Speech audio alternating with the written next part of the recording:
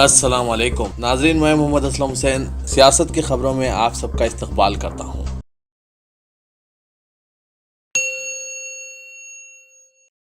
وزیر اعظم نریندر مودی نے 3 طلاق کے بارے میں کہا کہ میں مسلم خواتین کو ان کا حق دلا کر رہوں گا۔ ہم نے خواتین کے احترام میں کئی اقدامات کیے ہیں۔ فوج سے لے کر عام شعبوں میں خواتین کو بااختیار بنایا جا رہا ہے۔ وزیر اعظم نے کہا کہ 3 طلاق کی لعنت نے ہمارے ملک کی مسلم خواتین کی زندگیاں برباد کر دی ہے۔ پارلیمنٹ میں قانون لا کر اس لعنت کو ختم کرنے کا بیڑا اٹھایا ہے۔ انہوں نے کانگریس پر بالواسطہ تنقید کرتے ہوئے کہا کہ پارلیمنٹ میں 3 طلاق قانون کی منظوری کی راہ میں بعض لوگ رکاوٹ بنے ہوئے ہیں۔ میں ملک کی متاثرہ ماؤں، بیٹی اور بہنوں کو یقین دلاتا ہوں کہ ان کے انصاف اور حقوق کے لیے ہر ممکن کوشش کرتا رہوں گا۔ لال قلعے کی فصیل سے یوم آزادی تقریر کرتے ہوئے وزیر اعظم نے کہا کہ ہندوستان ساری دنیا میں اپنی شناخت کو مضبوط کر رہا ہے۔ ہندوستانی پاسپورٹ کی قدر میں اضافہ ہو گیا ہے۔ ہندوستان دنیا کے 6 معاشی طاقتوں کے درمیان موجود ہے۔ اتر پردیش کے ضلع اوریا کے علاقے بدایوں میں ایک مندر کے اندر 2 سادھوؤں کو چھڑا گھونپ کر ہلاک کر دیا گیا۔ تیسرا سادھو شدید زخمی ہو گیا۔ اس کی وجہ سے علاقے میں تشدد بھڑک اٹھا۔ ان ہلاکتوں پر برہم ہجوم نے دکانوں کو نذر آتش کر دیا اور تشدد برپا کر کے سنگباری شروع کر دی۔ پولیس کو مجبوراً فائرنگ کرنی پڑی۔ پولیس نے کہا کہ تشدد پر قابو پانے کے لیے طاقت کا استعمال کیا گیا۔ اب صورتحال قابو میں ہے۔ اس علاقے میں لا اینڈ آرڈر کی برقراری کے لیے زائد فورس تعینات کی گئی ہے۔ عدالت اب اتراکھنڈ میں گایوں کی قانونی محافظ کا رول ادا کرے گی۔ گایوں سے متعلق تمام مسائل پر بھی عدالت غور کرے گی۔ خاص کر گایوں کے تحفظ کے لیے وہ خصوصی ہدایت بھی جاری کرے گی۔ سینئر وکیل نے کہا کہ اتراکھنڈ ہائی کورٹ نے یہ فیصلہ کیا ہے کہ وہ ریاست کی تمام گایوں کی قانونی محافظ کے طور پر کام کرے گی۔ اس نے ریاستی حکومت کو 31 ہدایتیں جاری کی ہے اور کہا ہے کہ حکومت کی ذمہ داری ہے کہ وہ ریاست کے کونے کونے میں گوشالائیں قائم کریں۔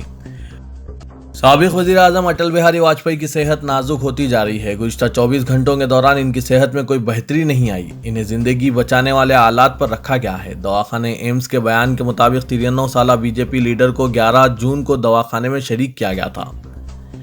ان کے گردوں میں انفیکشن ہے اور سینے میں بھی پیچیدگیاں ہیں۔ ہندوتوا کے کئی کارکنوں کو آج ایودھیا میں بابری مسجد رام جنم بھومی کے متنازع علاقے میں داخل ہونے کی کوشش پر گرفتار کر لیا گیا۔ ہندو سماج پارٹی کے صدر کملیش تیواری بھی گرفتار شدہ افراد میں شامل ہے۔ پولیس نے متنازع علاقے میں داخل ہونے کی ان کوشش کو ناکام بنا دیا، جس کے بعد ہندوتوا کارکنوں نے وزیر اعظم نریندر مودی اور اتر پردیش کے چیف منسٹر آدتیہ ناتھ کے خلاف نعرے لگائے، جس سے علاقے میں ٹریفک متاثر ہوئی۔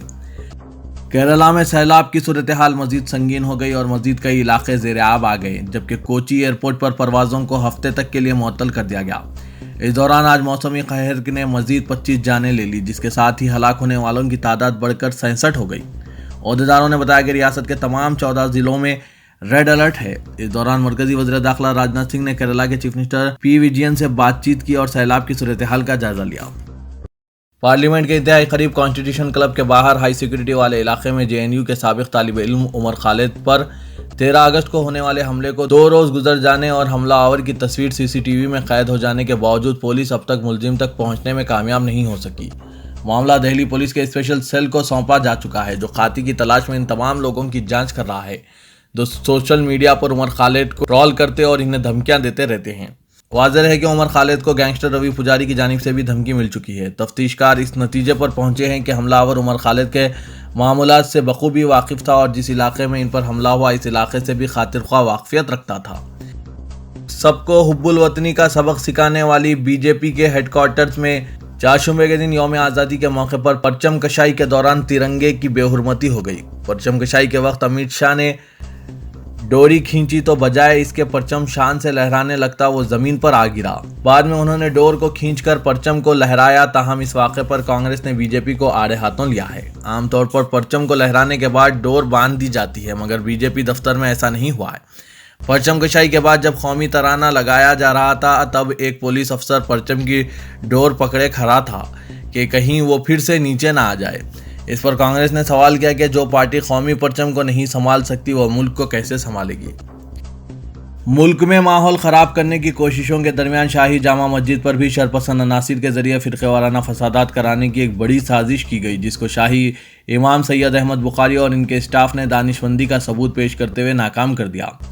لال قلعے کی فصیل سے وزیر اعظم نریندر مودی کے خطاب کے بعد تقریباً 10 بجے 15 سے 20 افراد جامع مسجد کی گیٹ نمبر 1 سے ہاتھوں میں ترنگا لے کر داخل ہوئے اور نعرے بازی کرتے ہوئے جامع مسجد کے صدر دروازے تک پہنچ گئے۔ اشتعال انگیز نعروں کے ساتھ بھارت ماتا کی جے، بی جے پی زندہ باد، نریندر مودی زندہ باد، اٹل بہاری واجپئی زندہ باد سمیت کئی دیگر نعرے لگائے۔ چنانچہ اس کے جواب میں مسجد میں موجود مسلم نوجوانوں نے بھی امام بخاری زندہ باد، شاہی امام زندہ باد کے نعرے لگانے شروع کر دیے۔ اس کی اطلاع جیسے ہی شاہی امام کو موصول ہوئی، انہوں نے فوراً اپنے سیکریٹری امان اللہ کو ہدایت دی کہ وہ فوری طور پر اسٹاف کو لے کر جائیں اور نعرے بازی کو روکیں، نیز کسی قسم کی بات نہیں ہونی چاہیے۔ چنانچہ امان اللہ اسٹاف کے ساتھ گیٹ نمبر 1 پر پہنچے اور بڑی سادگی کے ساتھ شرپسند عناصر کو آہستہ آہستہ مسجد کے نیچے کیا۔ اس کے ساتھ ہی مسلم نوجوانوں کو بھی خاموش کیا۔ حیرت انگیز بات یہ ہوئی کہ جامع مسجد کے کسی بھی گیٹ پر ایک پولیس اہلکار موجود نہیں تھا، جبکہ جامع مسجد کی گیٹ نمبر 3 پر تھانہ ہے اور گیٹ نمبر 1 پر پولیس چوکی ہے۔ اس سلسلے میں میڈیا سے بات کرتے ہوئے شاہی امام نے شدید غم و غصے کا اظہار کیا۔ ہندوستان میں آج روایتی جوش و خروش کے ساتھ یوم آزادی منائی گئی اور ہر شخص اپنے اپنے انداز میں شہیدوں کو خراج عقیدت پیش کیا۔ پورے ملک میں جگہ جگہ ترنگا لہرایا گیا اور ہر جگہ لوگ حب الوطنی کے جذبے سے سرشار نظر آئے۔ ہندوستان کے مدرسوں میں بھی جشن آزادی کی تقریبات بڑی دھوم دھام سے منائی گئی۔ سارے جہاں سے اچھا ہندوستان ہمارا گیت کے ساتھ بڑی شان سے مدرسوں میں ترنگے لہرائے گئے۔ طلباء و طالبات نے ثقافتی پروگرام کے ذریعے 72واں جشن یوم آزادی منایا۔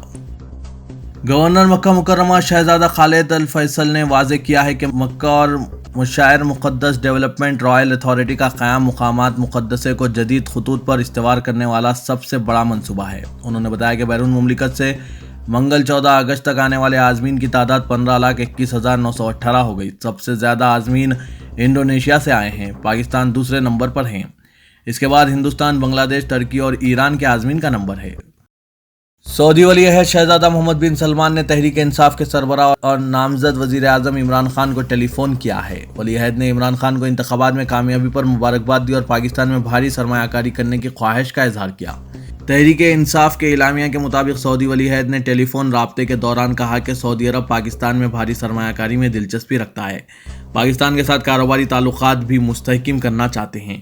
انہوں نے کہا کہ پاکستان میں معاشی اور کاروباری امکانات بہت وسیع اور روشن رہے ہیں۔ اس موقع پر صدر نشین تحریک انصاف عمران خان نے سعودی عرب میں کرپشن کے خلاف مہم چلانے پر ولی عہد کی تعریف کی اور کہا کہ درست اور مفید گورننس کرپشن کے خاتمے کے ساتھ ہی ممکن ہے۔ سعودی عرب کے شاہ سلمان بن عبدالعزیز نے تبوک کے شہر نیوم میں مصر کے صدر عبد الفتاح السیسی کے ساتھ ملاقات کی۔ سعودی عرب کی خبر رساں ایجنسی ایس پی اے کی خبر کے مطابق مذاکرات میں سعودی ولی عہد پرنس محمد بن سلمان اور مصر کی خفیہ ایجنسی کے سربراہ عباس کامل نے بھی شرکت کی۔ خبر میں کہا گیا ہے کہ مذاکرات میں دونوں ملکوں کے باہمی تعلقات پر بات چیت کی گئی، تاہم تفصیلی معلومات فراہم نہیں کی گئی۔ مصر کے ذرائع ابلاغ میں اس ہنگامی دورے کے بارے میں کوئی خبر نہیں دی گئی، تاہم سیاسی تبصرہ نگاروں کے مطابق مسئلہ یمن کے حل کے لیے مصر کی انتظامیہ نے سعودی انتظامیہ کے ساتھ صورتحال کا جائزہ لیا۔ وائٹ ہاؤس نے کہا ہے کہ صدر ڈونلڈ ٹرمپ ترکی میں قید پادری کی پرامن سفارتی ذرائع سے رہائی میں ناکامی سے سخت مایوس ہیں اور انہوں نے ترک حکومت کے خلاف مزید اقدامات کا منصوبہ بنایا ہے۔ ترکی نے امریکی مصنوعات کی حوصلہ شکنی کے لیے درآمدی محصولات کو دوگنا کر دیا ہے۔ بین الاقوامی خبر رساں ادارے کے مطابق امریکہ اور ترکی کے درمیان تجارتی تناؤ میں مزید اضافہ ہو گیا۔ ترک صدر رجب طیب اردغان کے امریکی مصنوعات کے بائیکاٹ کے اعلان کے بعد ترک حکام نے ایک قدم آگے بڑھتے ہوئے امریکی مصنوعات پر درآمدی ڈیوٹی میں دوگنا اضافہ کر دیا ہے۔ گاڑیوں، تمباکو اور شراب وغیرہ پر ٹیکس عائد کیا گیا ہے۔ تلنگانہ کے وزیر اعلیٰ کے چندر شیکھر راؤ نے کہا کہ اقلیتوں کی ترقی و بہبود کے معاملے میں ریاست تلنگانہ سارے ملک میں مثالی ریاست ہے۔ اقلیتوں کے لیے بجٹ میں 2000 کروڑ روپے کی گنجائش فراہم کی گئی۔ 206 اقلیتی ریزیڈنشل اسکولز قائم کرتے ہوئے طلباء کو معیاری تعلیم فراہم کی جا رہی ہے۔ اقلیتی نوجوانوں کو خود روزگار فراہم کرنے کے لیے 2 تا 10 لاکھ روپے پر 80% سبسڈی کے قرض فراہم کیے جا رہے ہیں۔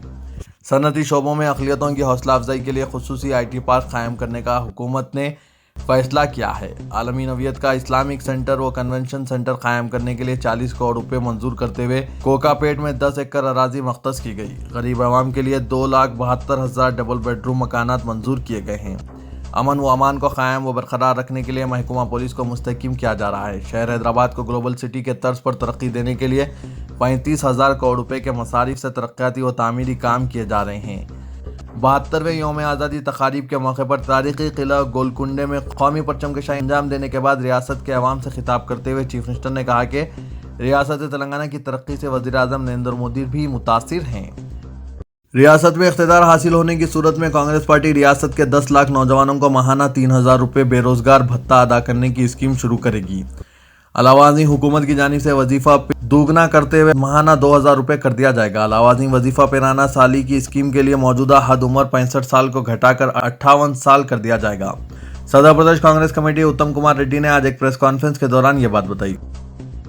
72ویں یوم آزادی تقاریب کے موقع پر گورنر ESL نرسمہن کی طرف سے راج بھون میں دیے گئے روایتی ایٹ ہوم میں آندھرا پردیش کے چیف منسٹر چندرا بابو نائیڈو کی کمی شدت سے محسوس کی گئی، جو اپنی ریاست میں مصروفیات کی وجہ سے اس تقریب میں شرکت نہیں کر سکے، جبکہ ان کے نائب چنا راجیا نے ان کی نمائندگی کی۔ اس طرح دو تیلگو ریاستوں کے چیف منسٹروں کا آمنا سامنا نہیں ہو سکا۔